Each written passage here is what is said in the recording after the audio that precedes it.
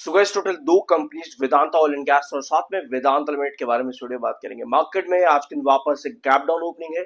इसके पीछे का स्पेसिफिक रीजन एक ही है और वो मैं आपके साथ आज के दिन कोचिन शिपयार्ड की वीडियो में डिस्कस कर चुका हूँ, तो प्लीज जाकर के जरूर देख लेना।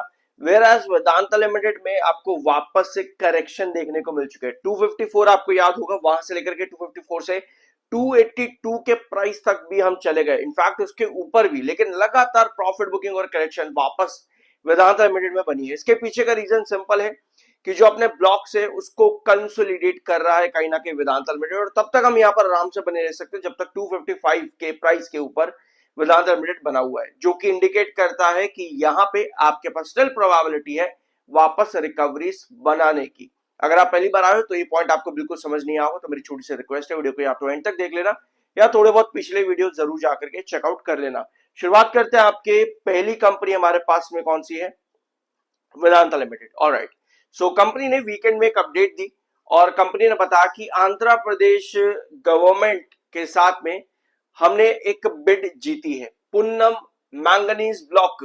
कंपनी ने यहां पर ये बिडिंग जीत ली है, जिसके बाद में कंपनी के लिए एक बड़ा अचीवमेंट हो जाता है, जहां पे company 152 hectare of manganese block में कंपनी अपना प्रोडक्शन स्टार्ट कर देगी। माइनिंग एंड प्रोडक्शन कंपनी यहां पर स्टार्ट करेगी और कंपनी ने बताया है कि ये कंपनी के लिए एक बड़ा अचीवमेंट है। रीजन ये है कि कंपनी को हो सकता है इसके बाद में dependency on import of manganese के ऊपर डिपेंडेंसी कंपनी की कम हो, और अगर डिपेंडेंसी कंपनी की कम होती है किसी भी इंपोर्टेड ऑब्जेक्ट के ऊपर या इंपोर्टेड सेगमेंट के ऊपर या एलिमेंट के ऊपर, तो किसी भी कंपनी में क्या चीजों पर इंपैक्ट पड़ता है? पॉजिटिव डायरेक्शन पर। इंपोर्ट ड्यूटीज, टैक्सेस और एक्सपेंसेस, ये तीन चीजें कंपनीज की कम होती है, यानी कि कंपनी के मार्जिन्स उतने ही इंप्रूव होते हैं।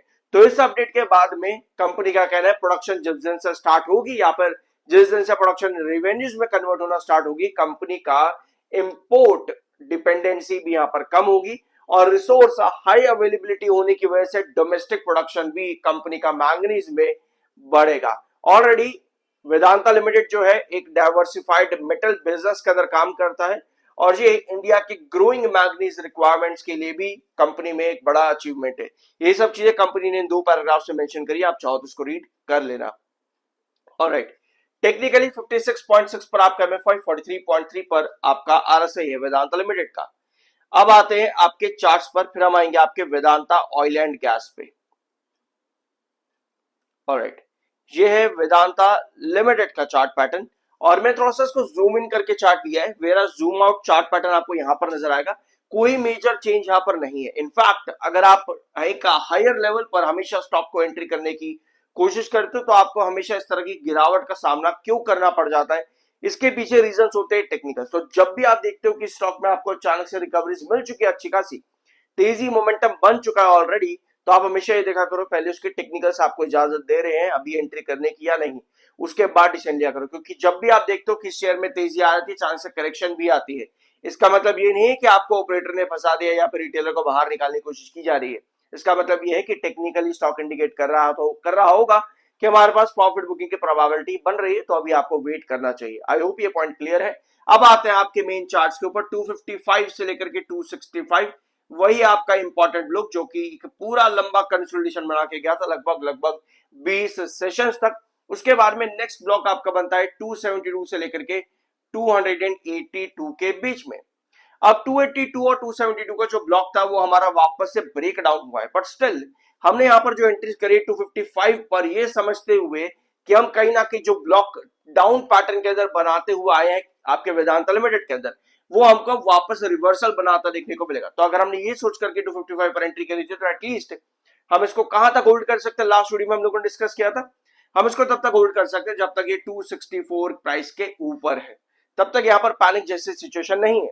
ऑलराइट, ये बात हो रही है लॉन्ग टर्म की। वेयर जब बात आती है शॉर्टर की, तो शॉर्टर आपको यहां पर वापस से 282 से लेकर के 272 के बीच में अपना गेम खेलता देखने को मिल रहा है, क्योंकि ये एक इंपॉर्टेंट कंसोलिडेशन रेंज रही थी। यहां पर भी आपके पास इंट्राडे ट्रेडर बहुत एक्टिव, और वापस इस ब्लॉक पे जब आप आई यहां पर भी आपके पास इंट्राडे ट्रेडर बहुत एक्टिव।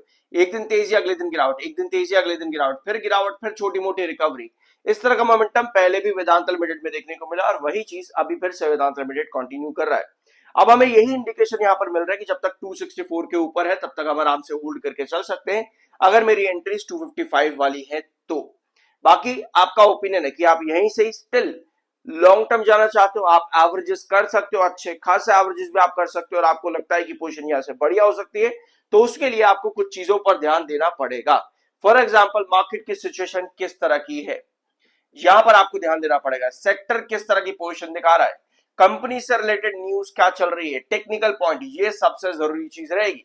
क्योंकि जब भी करेक्शन आती है उस करेक्शन पे आपका टेक्निकल, जैसे अभी आपको करेक्शन दिखे लगभग 285 से लेकर के वापस 268 के आसपास की, तो यहां पर आपका टेक्निकल अभी भी बुलिश जोन के अंदर नहीं आया है, जो कि इंडिकेट करता है कि अभी भी यहां पर टेक्निकल न्यूट्रल है। और अगर टेक्निकल न्यूट्रल है करेक्शन आने के बावजूद भी, और टेक्निकली आप बुलिश वहां पर नहीं हो, इसका मतलब यह है कि स्टॉक कहीं ना कहीं साइडवेज पैटर्न पर बनने की कोशिश कर सकता है।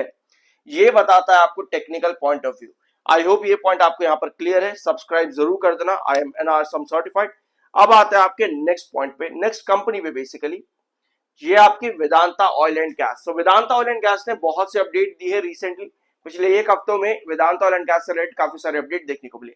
अगर हम वेदांता लिमिटेड की अपडेट्स की बात करें तो वेदांता ऑयल एंड गैस और स्टील को लेकर के एक बड़ा प्लान कंपनी का देखने को मिला था पिछले हफ्ते, जहां पर वेदांता लिमिटेड में एक बड़ी अपडेट थी प्रमोटर को लेकर के। हमने डिस्कस किया, चैनल पर जाकर के देख लेना, बहुत इंपॉर्टेंट और बहुत प्रिसाइजली बताया हुआ है।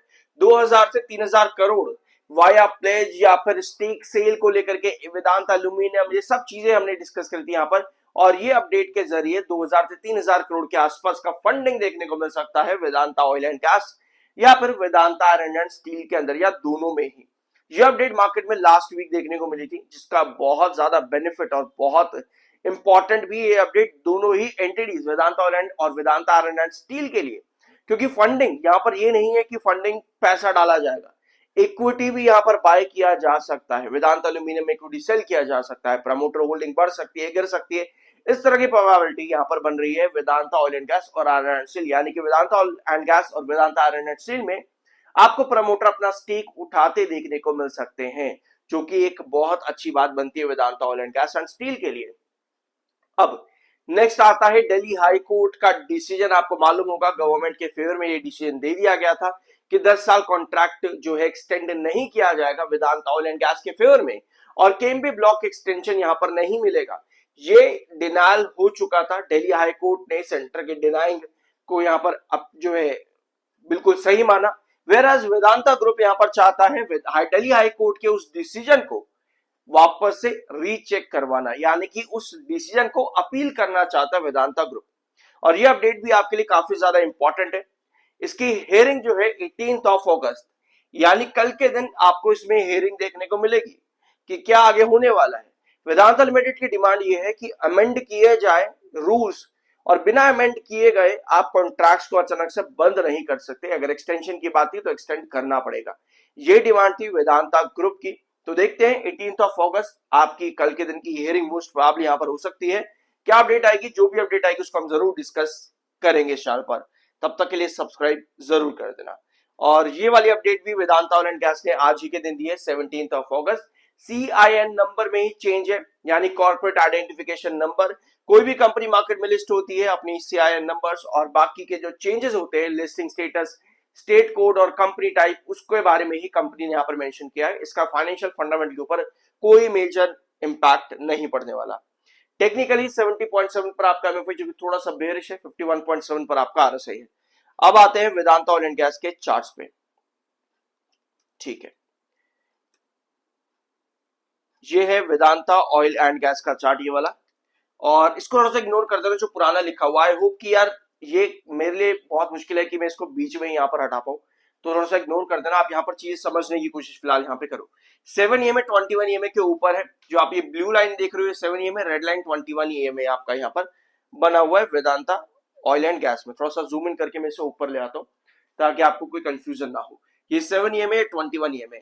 बार बार वेदांता ऑयल एंड गैस में चीज देखने को मिली है कि जब भी ये स्टॉक में आपको रैली देखने को मिलती है, 7 EMA अपलिफ्ट होता है और आपको तेजी दिखती है, लेकिन फिर 2-3 सेशन के करेक्शन में आपका 7 EMA पे 21 EMA के नीचे ड्रॉप कर जाता है। अब एक बार फिर से वेदांता ऑयल एंड गैस में तेजी दिखी, 7 EMA 21 EMA के ऊपर गया, लेकिन फिर 2-3 सेशन आपको गिरावट दिख रही है और फिर से हम 7 EMA और 21 EMA का स्ट्रगल यहां पर देख रहे हैं वेदांता ऑयल एंड गैस के अंदर।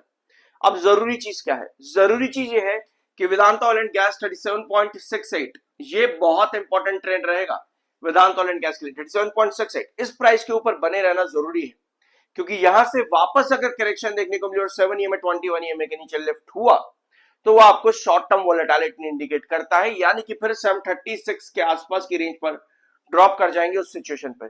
क्योंकि डेफिनेटली एक अच्छी रिकवरी बनने के बाद में कोई भी नहीं चाहेगा कि वापस हम यहां पर स्ट्रगल करें 36 के आसपास।